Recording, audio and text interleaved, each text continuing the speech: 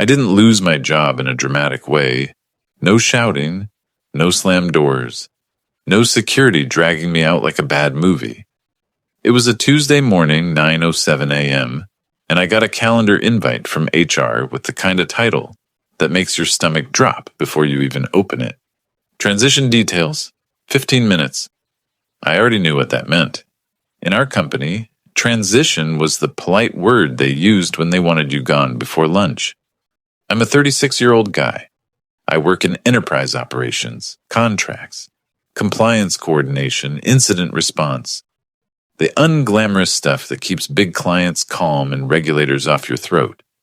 I wasn't senior leadership, I wasn't a VP, but I was the person people called when something had legal consequences. And that's the part that matters. Because my role wasn't just a job, it was tied to a live legal obligation the company had signed, not a policy, not an internal guideline, a written obligation with deadlines, names, and consequences. The type of thing that doesn't disappear because HR clicks terminate in a system. I didn't think about that at 9:07. At 9:07, I was just staring at the invite, watching my coffee go cold, telling myself the same lie every corporate employee tells themselves in that moment. Maybe it's just a restructure. Maybe my team is moving. Maybe it's fine. Then I clicked join. HR was already there. So was my director, Mike. Camera on. Neutral face. The same expression he wore at quarterly all hands when he talked about people-first culture, while layoffs were happening in the background. HR started reading from a script. Due to organizational changes, your position has been eliminated, effective immediately. That sentence is designed to feel clean, final, like a checkbox. They kept going. Severance, benefits, return equipment, NDA reminders, the usual. I listened without interrupting. Not because I was calm, because I've learned that the moment you speak, they start writing a different story in their heads. One where you were emotional, unprofessional, combative. So I let them talk. I took mental notes. I watched the tiny details. Mike didn't say my name once. HR called it a business decision 3 times. And then at the end, they said the line that always makes me laugh in a dark way. You can reach out if you have any questions. That's when I finally spoke. Just one question. Simple. Precise. Who is taking over my obligations? HR blinked. Mike's eyes flicked down for half a second like he was reading something. HR smiled. Corporate smile. Too polished. Too rehearsed. Your responsibilities will be redistributed. I nodded like that meant anything. I understand. But I'm asking something specific. The legal obligation I'm named on. Who is replacing me as the responsible lead? And when will the counterparty be notified? Silence. Mike cleared his throat, like my words had irritated him. That's being handled, he said. It wasn't the answer. It was a dismissal. So I asked again. Same tone. Still calm. I'm not trying to make this difficult. I just need it in writing. Who is now the named lead? HR jumped in quickly. You are no longer required to take action as of today. That made my stomach drop, because that wasn't how this worked. In the corporate world, there are 2 realities. What HR thinks is true. What the documents actually say. And if those 2 things don't match, you don't find out right away. You find out later, when the wrong person is blamed. I said, okay. Please send me the transition plan and the updated designation documentation. HR replied with the softest possible threat. We will provide you the standard offboarding materials. Mike leaned closer to his camera. Look, man, it's done. Don't overcomplicate it. There it was. Not, I'm sorry. Not, thank you. Not even, this sucks. Just, don't make this messy for us. I stared at him for a second and something inside me went quiet. Because I realized he wasn't confused. He was irritated. Like I was supposed to just accept it and disappear. I nodded once. Understood. HR ended the meeting. My access didn't cut immediately, at least not at first. I still had a few minutes before the systems caught up. Enough time to do what I'd learned to do anytime something felt off. I opened my sent mail, and I searched one phrase, named responsible lead. The search results popped up like a punch to the chest. There it was, a thread from months ago with legal copied. Subject line, finalized obligation language, confirm named lead. I clicked it, and in the body, plain as day, was my name. Not my title, not operations, not the team. My name, and the clause underneath it. Company shall maintain a named responsible officer to oversee the remediation plan and serve as point of contact for all reporting obligations. I scrolled down. Legal's note was even worse. A sentence I'd forgotten about because at the time it felt like background noise. If the named officer changes, written notice must be provided within the stated time frame. That time frame was not whenever HR gets around to it. It was a deadline, a real one. I sat back in my chair and looked around my office. The same little desk, same mug, same cheap company mousepad, and suddenly it didn't feel like a layoff. It felt like something else, like they hadn't just removed me. They'd removed the seat and left my name sitting in it. My laptop pinged. A system notification, password reset required. Then another. VPN disconnected. Then the one that told me everything. Access denied. It was happening faster than it should. They weren't waiting until end of day. They were cutting the cord immediately. And I understood why. If I couldn't access anything, I couldn't act. If I couldn't act, they could claim I didn't respond. If I didn't respond, they could pin it on me. I stood up, walked into my kitchen, and poured the coffee out like it had offended me. Then I came back, sat down, and did the only thing that kept me from panicking. I wrote a clean, calm email from my personal account to HR and my director. Subject line, urgent, named obligation transition confirmation. One paragraph, no emotion, no accusations, just facts. I stated the date and time I was terminated. I stated that my access had been removed, and I requested written confirmation of the new named lead and the timing of the external notification.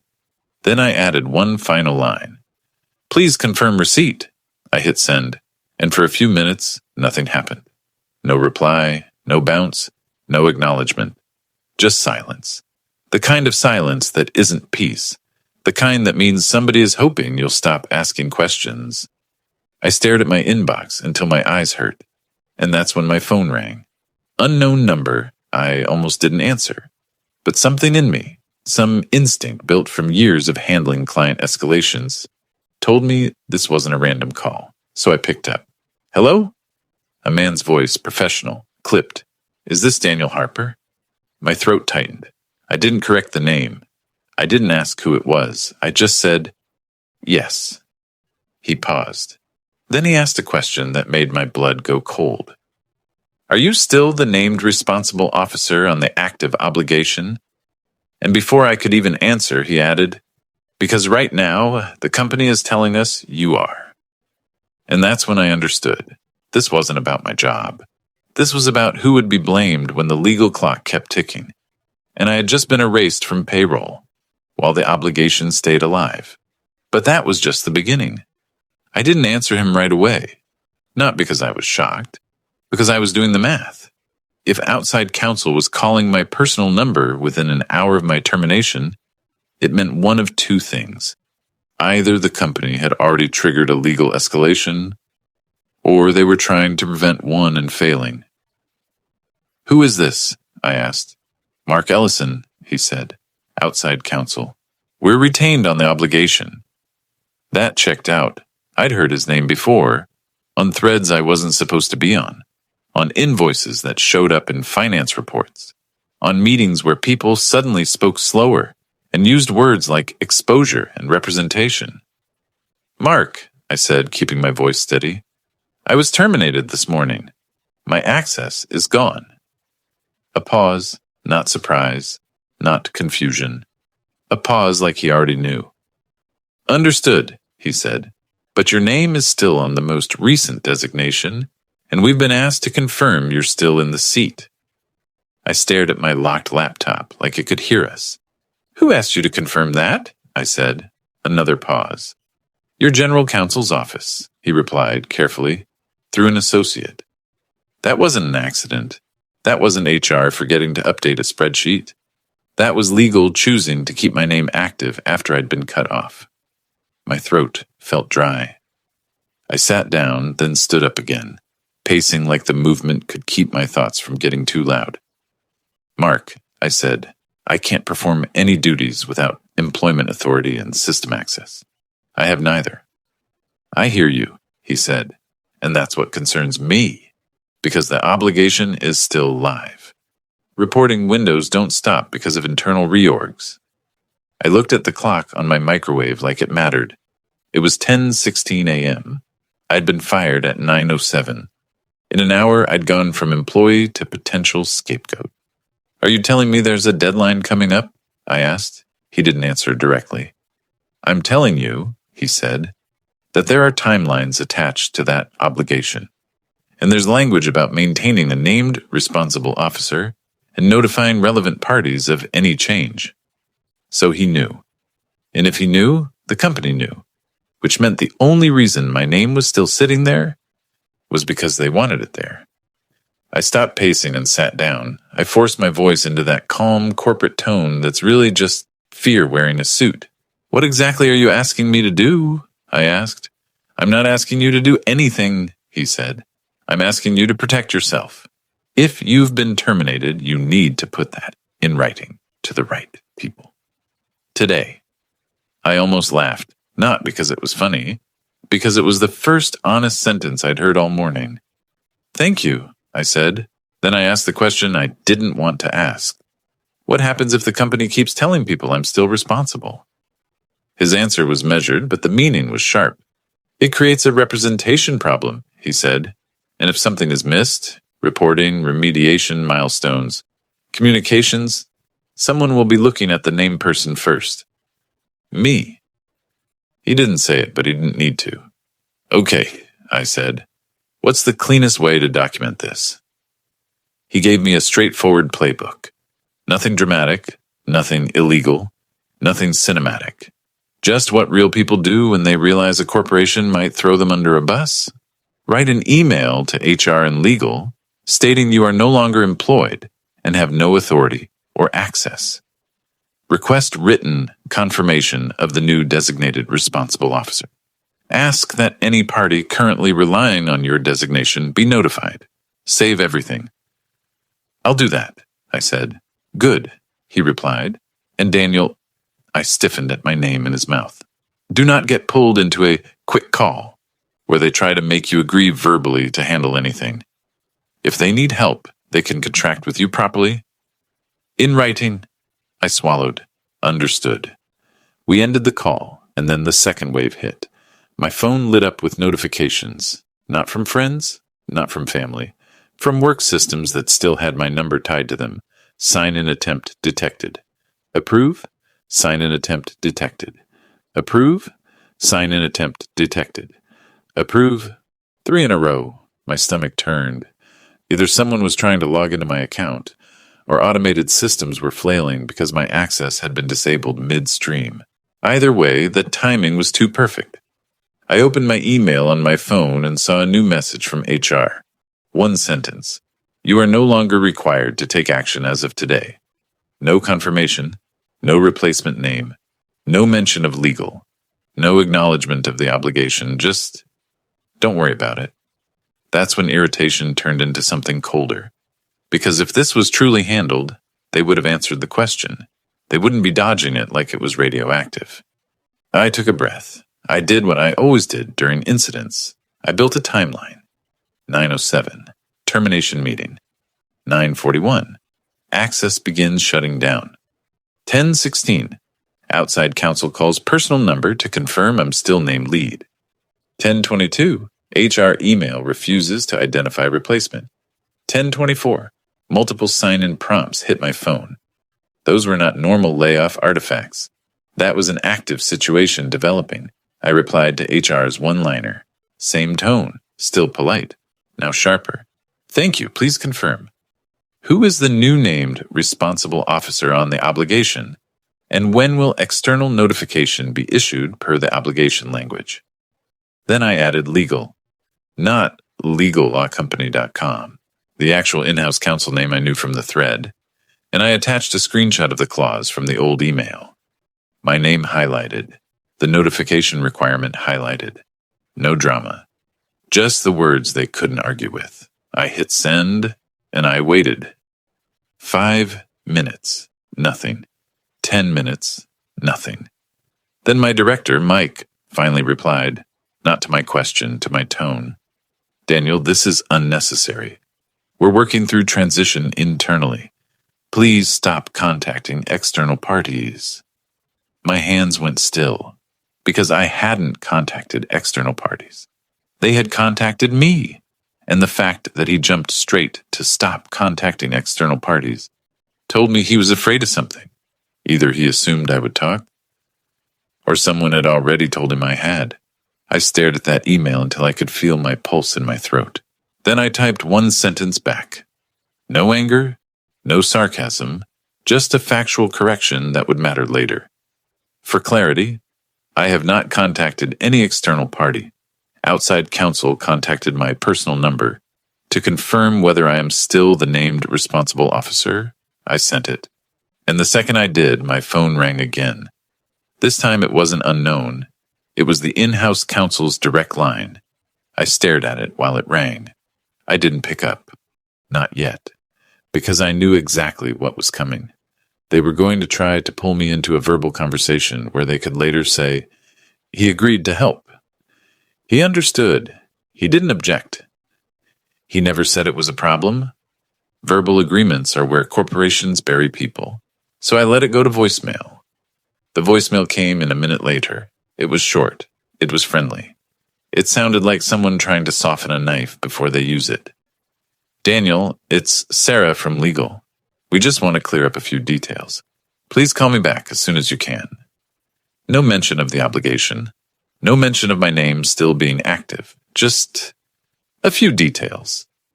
I listened to it twice, then set my phone down. My hands were shaking a little, not from fear, but from the feeling of being cornered. Because in the span of a single morning, I'd learned something important. HR didn't eliminate my role. They eliminated my protection. And now legal wanted me on a call, off the record, while my name stayed attached to a live obligation. I opened a fresh email draft, addressed it to Sarah in legal, HR, and my director. And I wrote the first sentence of my life that felt like stepping out of a trap. Per your voicemail, I'm happy to communicate in writing. Then I stopped, because I realized I needed to be careful, not dramatic, not emotional, just so clean and factual that no one could twist it. I put my fingers back on the keyboard, and I typed a sentence that made my stomach flip as I wrote it. As of 9:07 a.m. Today I am no longer employed by company, and I do not have authority or system access to perform duties associated with the obligation. I stared at it. I read it again, and in that moment, I felt the tiniest flicker of relief. Because for the first time that day, I wasn't reacting. I was documenting. And documentation is the only thing that scares people who plan to blame you. I took a breath. Then I added the question they kept refusing to answer. Please confirm, in writing, the identity of the current named responsible officer and the date, time, external notification will be issued in accordance with the obligation language. I was about to hit send when another notification appeared on my phone. A new sign-in attempt, different location, and right under it, a line that made my blood run cold. If you did not request this, contact your administrator. I didn't have an administrator anymore, and that's when I realized this was moving faster than I thought, because someone wasn't just trying to keep my name on paper. Someone was trying to keep my access alive just long enough to make it look like I was still involved. And if they succeeded, they could write any story they wanted.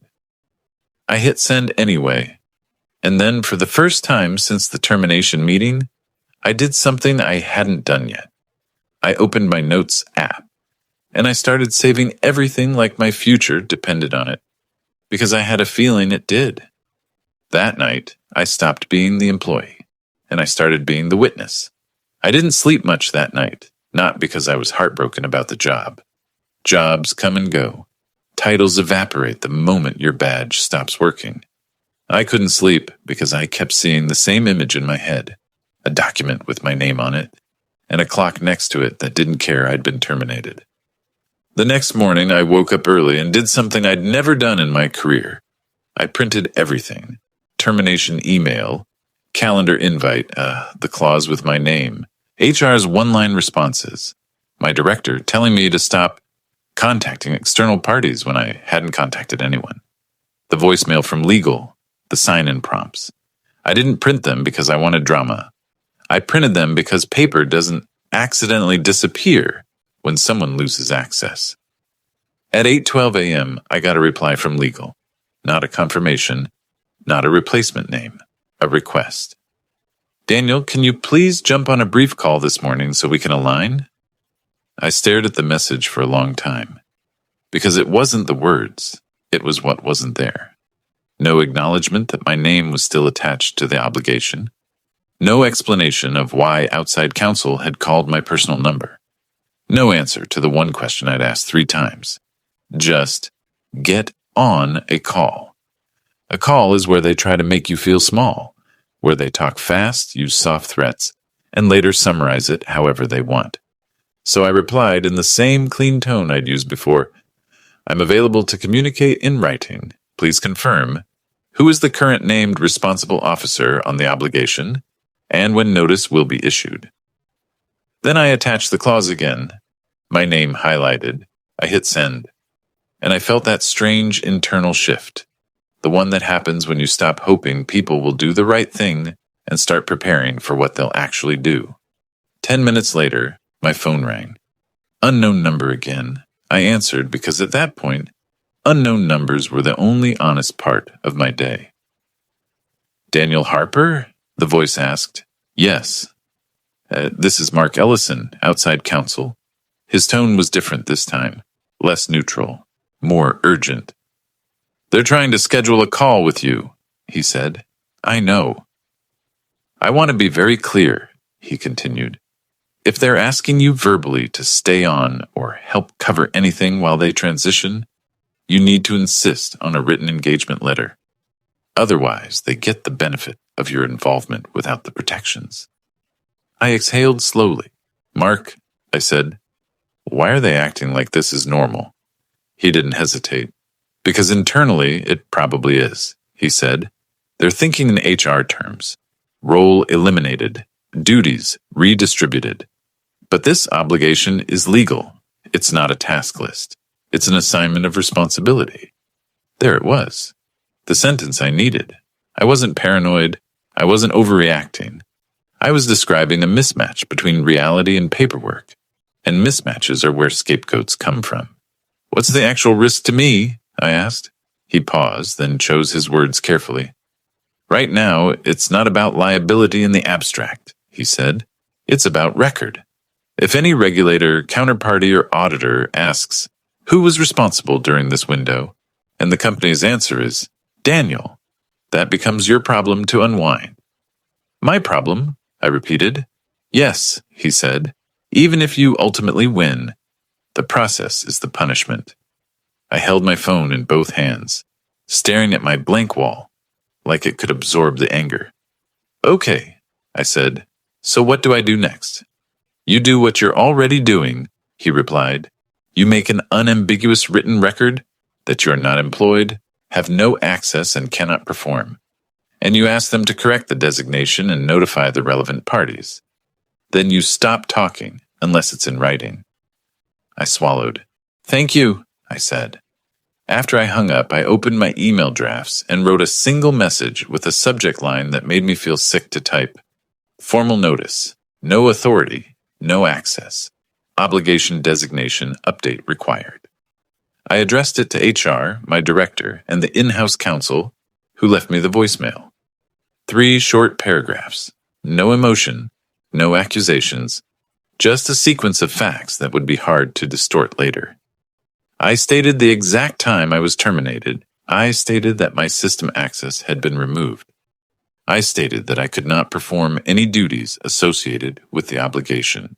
Then I wrote the sentence that mattered most. I request written confirmation of the current named responsible officer and confirmation that any required external notice of the change will be issued within the time frame stated in the obligation. I hit send, and the moment I did, something in me relaxed, not because I was safe, because I'd finally stopped being the person they could quietly assign things to. I'd become the person who left footprints. At 9:03 a.m., HR replied. It was the kind of message that tries to sound helpful while avoiding responsibility. Thank you, Daniel. We are working through transition internally and will follow up. No name, no date, no confirmation. Just, we'll follow up. A few minutes later, legal replied. Short, different tone. Understood. Please hold while we determine next steps. Still no answer. But the tone shift mattered, because they weren't brushing me off anymore. They were stalling. And people stall when they don't like the options in front of them. At 10:27 a.m., my director emailed me directly. Daniel, can you just be reasonable here? This is a standard process. We don't want this to become adversarial. I read it twice. He wasn't asking me to help. He was asking me to stop documenting. That's what reasonable meant in his language. Let us handle it without creating a record. I didn't reply. Instead, I opened the attachment I'd saved from months ago, the one with the obligation language, and I read the whole thing, end to end, like it was a contract I was about to sign with my future. That's when I noticed something I hadn't focused on before, a section that described what happens if the company fails to maintain the required designation or misses a reporting window. It didn't say they might get a warning. It said the counterparty could escalate and require formal remediation steps, including external review, things that cost real money, real reputations, real careers. And suddenly, the weird behavior made perfect sense. If they amended the designation properly, they'd have to admit they'd terminated the named person without a plan. If they didn't amend it, they could keep my name sitting there like a placeholder and buy themselves time. Time to appoint someone quietly. Time to rewrite internal narratives. Time to make it look like this was handled. And if anything went wrong in that window, they'd point to the name on paper. Mine. I sat there for a long time, thinking about the last year of my life. The nights I'd stayed up during outages.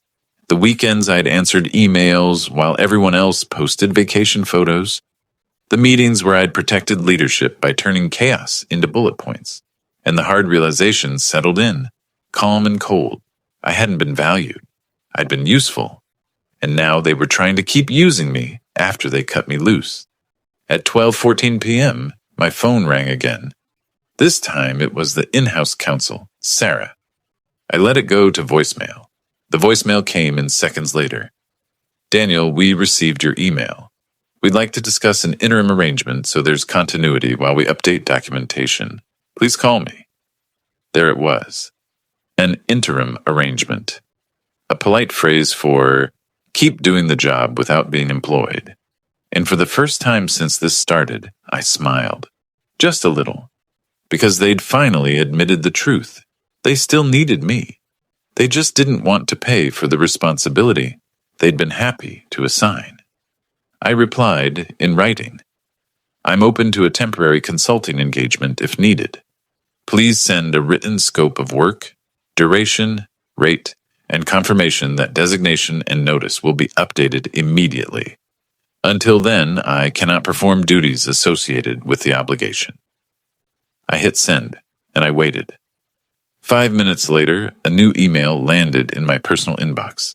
Not from HR, not from legal. From a generic external address I recognized instantly. The counterparty's compliance team. Subject line, request for confirmation. Named responsible officer. Immediate. I stared at it until my hands went cold, because that wasn't internal chaos anymore. That was the outside world knocking. And once the outside world starts asking questions, the company stops trying to align. They start looking for someone to sacrifice. I click the email, and the first sentence told me exactly how bad it was. We have not received the required update regarding responsible officer designation. And I realized in that moment that the next move wouldn't be an email. It would be a meeting. The kind where people who've ignored you for years suddenly want you on camera, so they can watch your face while they decide what story to tell about you. And I already knew what they were going to try first. They were going to make it sound like I'd gone silent. They thought I was gone. I wasn't. I opened the counterparty email and felt that specific kind of dread you only get when something crosses the border from internal mess to external wreck. Subject: request for confirmation. Named responsible officer. Immediate. First line: we have not received the required update regarding responsible officer designation. Second line: please confirm whether you remain the named lead and whether reporting will be delivered on schedule. They weren't asking out of curiosity. They were building their own timeline. And then silence, the kind that means something's gone wrong. I didn't have the luxury of ignoring it. If I didn't respond, the simplest narrative would form on their side. He's the named lead. We emailed him. He didn't answer. So I replied within 5 minutes from my personal email. I kept it painfully clean. Thank you for reaching out. As of Tuesday, 9:07 a.m., I am no longer employed by company and do not have authority or system access to perform duties associated with this obligation. I have notified company, legal, HR, in writing. Please direct further questions to company general counsel's office. No accusations. No details I wasn't allowed to share. Just a correction to the record. Then I forwarded that exchange to Mark, outside counsel, and Sarah, in-house, with a one-line note. External confirmation request received. I responded only to clarify employment status and lack of authority-access. I sat there waiting for the blowback. It came fast. At 11:02 a.m., Sarah emailed me. Daniel, please do not communicate with external parties. We are handling. I stared at it, feeling my jaw tighten, because the counterparty had already communicated with me, and now legal wanted the one thing they couldn't afford, a gap in writing. I replied, still calm. I responded solely to prevent a record that I was contacted as named lead and failed to respond. Please confirm the new named responsible officer and the timestamp when external notice will be issued. No reply for 20 minutes. Then my director, Mike, emailed, "Why are you doing this? We're trying to keep things smooth." That line almost made me laugh.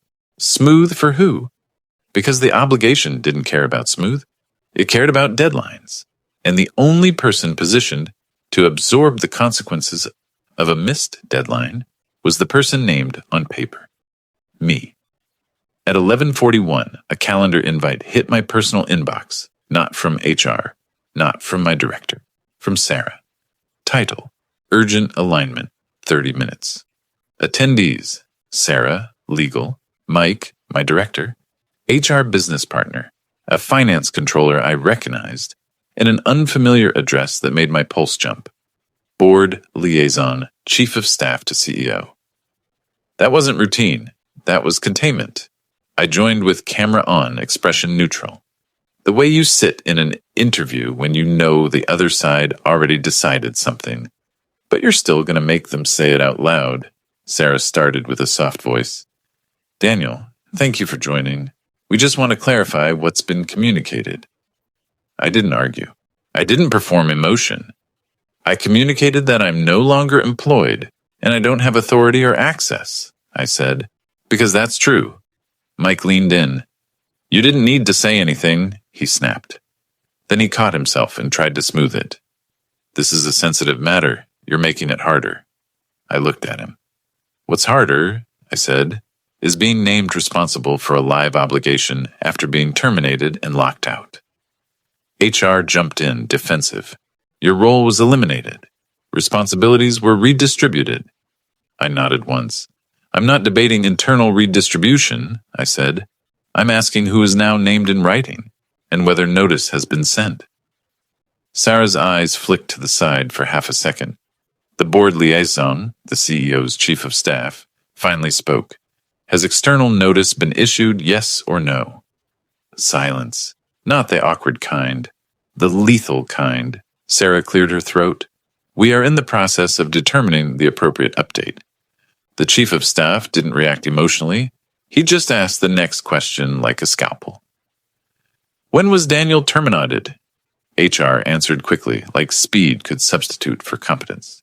Tuesday morning. And when did external counsel request confirmation of the named lead? The chief of staff asked. Mark wasn't on the call, but I was. I answered. Tuesday, 10:16 a.m. To my personal number, I said.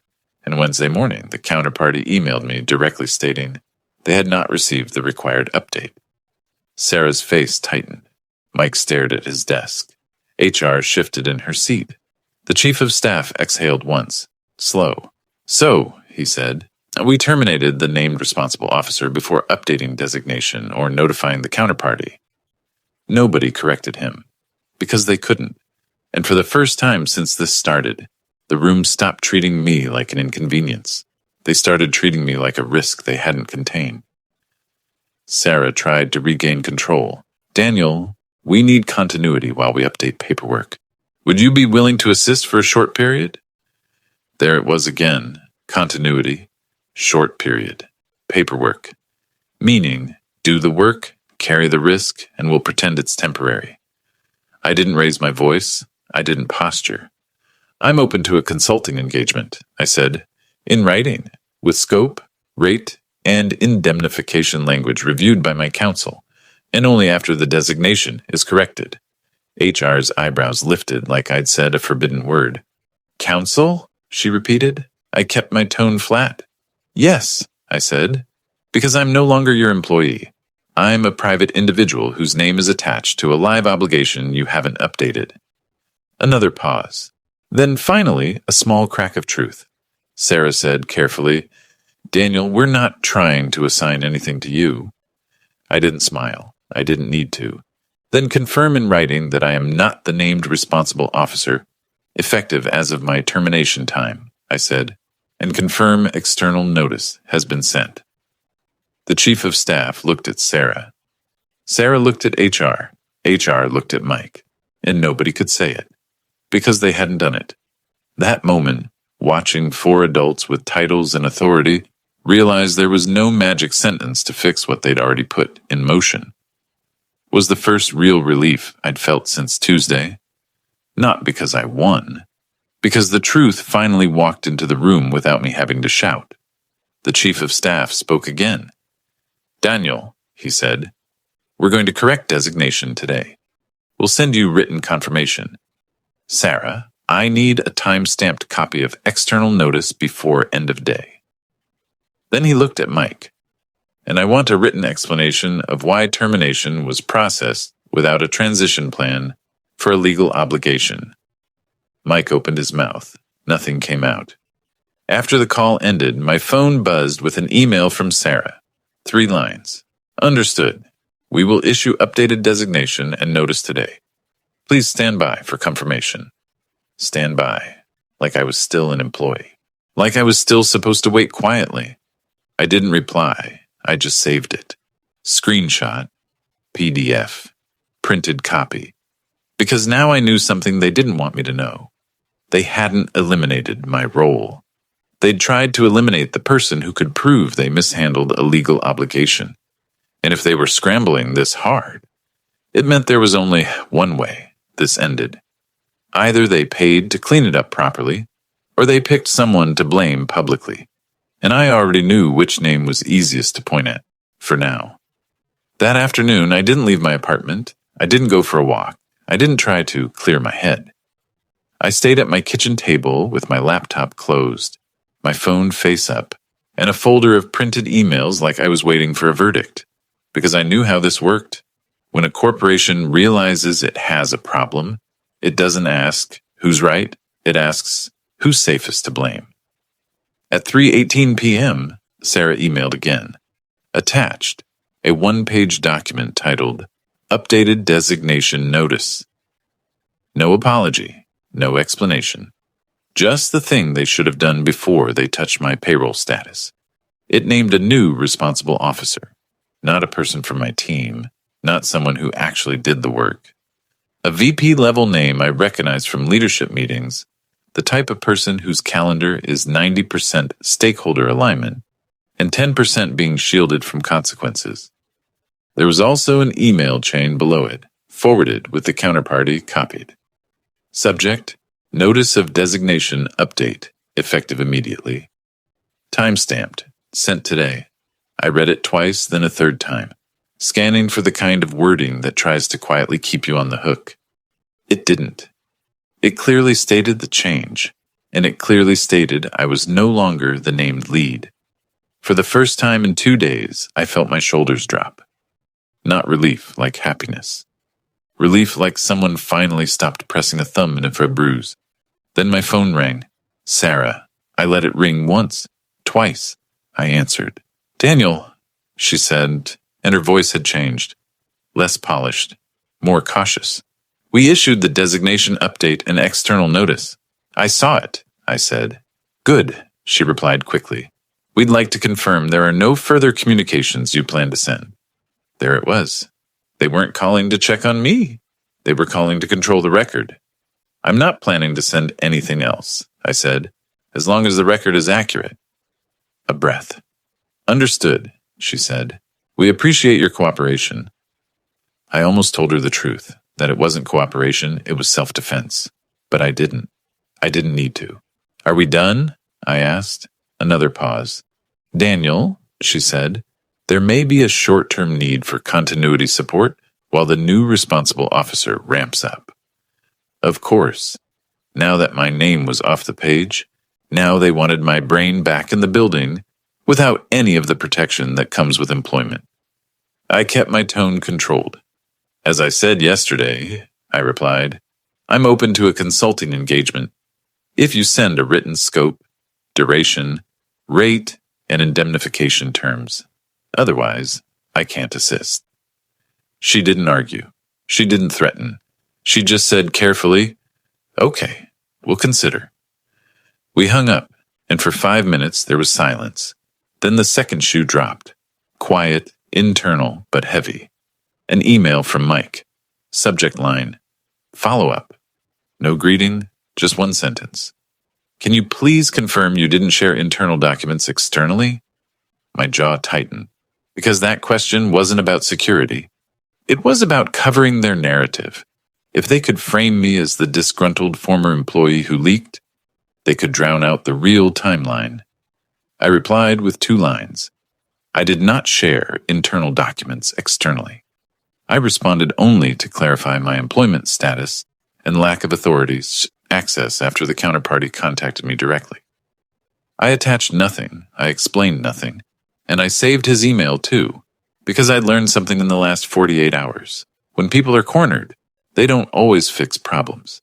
Sometimes they build scapegoats. At 6:04 p.m., Mark, outside counsel, called again. I answered. Hey, he said, I saw the notice go out. Yeah, I replied. You did the right thing, he said. You kept it clean. No accusations, no editorializing, just facts. That's what holds. I let that sit for a second. Am I in the clear? I asked. He didn't overpromise. You're in a much better position, he said. Your name is off the designation. The record shows you were terminated before the notice went out. If anyone tries to say you were responsible during that window, your written notice counters it. I exhaled. Then I asked the question that had been itching under my skin since Tuesday. Why did they do it that way? I said. Why not just update it first? Mark hesitated. Because someone treated this like HR paperwork instead of a legal instrument, he said, and because updating it forces them to acknowledge they had no plan. Keeping your name buys them time. Time. That was the whole story in one word. They eliminated my role for speed, then tried to use my name to buy time, and almost turned me into the person who'd failed to deliver on an obligation I no longer had the power to fulfill. After we hung up, I sat there for a long time, staring at the email printouts like they belonged to someone else. I thought about every late-night incident call, every time I'd protected the company by staying calm while other people panicked, every time I'd swallowed frustration because that's just corporate life, and the truth settled into me quietly. I wasn't angry because they fired me. I was angry because they tried to keep my name attached to responsibility after they removed my ability to act. That's not a layoff. That's abandonment, with a paper trail. 2 days later, I got a FedEx envelope. Inside was a revised severance agreement. The money was higher, not life-changing, but enough to make a point. And there was a new paragraph added, one they hadn't included before. It confirmed in writing that I had no ongoing responsibilities, no continuing designation, and no requirement to support any obligations post-termination unless separately contracted. They didn't call it an apology. Corporations don't apologize. They just amend. But the amendment told me everything. Somewhere a meeting happened without me. Someone asked, how do we make sure this can't blow back on us? And the answer wasn't, do the right thing. It was pay to close the risk. That night, I signed the revised agreement. Not because I forgave them, because the record was complete. My name was off the obligation. External notice was issued. Written confirmation existed. The timeline was locked. No loose ends. No questions left hanging. And the final satisfaction wasn't revenge in the Hollywood sense. It was quieter than that. It was the feeling of walking away knowing they couldn't rewrite me into their mistake. They had eliminated my role, but they didn't get to eliminate my truth. Because in the end, I didn't burn them down. I just refused to stand in the fire they lit and pretend it was my fault. And once the paperwork finally matched reality, I felt something I hadn't felt since the moment that calendar invite hit my inbox. Peace.